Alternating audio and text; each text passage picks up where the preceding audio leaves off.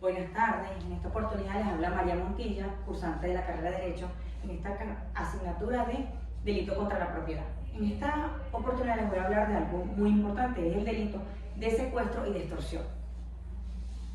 Cuando hablamos de estos delitos, a todos se nos hacen muy familiares porque de una o cierta manera algunos nos han sucedido y fueron muy comunes en Venezuela por un tiempo.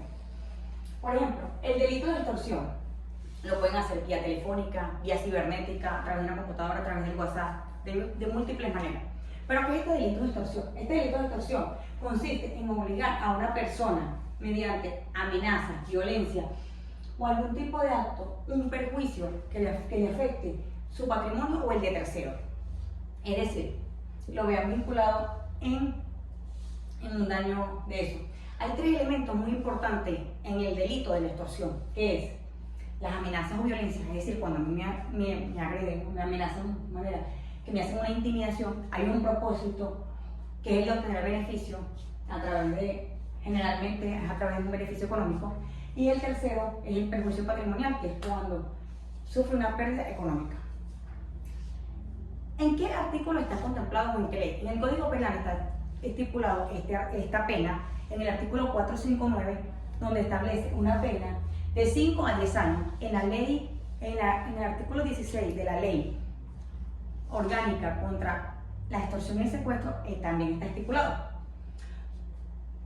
Hablamos de otro secuestro que fue muy común en Venezuela y varias que lo llamaban los secuestros express, que fue en un tiempo donde a la gente la raptaban en los carritos blancos y se los llevaban y pedían una suma de dinero. Entonces, ¿qué hacían? Los llevaban.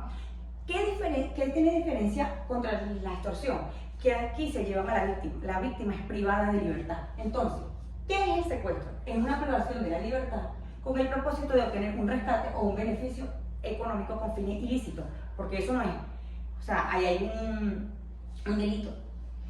¿Cuáles son estos tres elementos que lo caracterizan? Hay privación de libertad, porque a la víctima se la llevan. Hay fines ilícitos, pues, porque puede haber hasta represalias. Hay uso de la violencia, porque a veces te llevan a la fuerza amarrado, como lo tiene la imagen. ¿Y qué artículo del Código Penal nos habla de esto? El 460, en la cual nos dice que la pena es de 10 a 15 años. ¿En qué se diferencia el secuestro de la extorsión?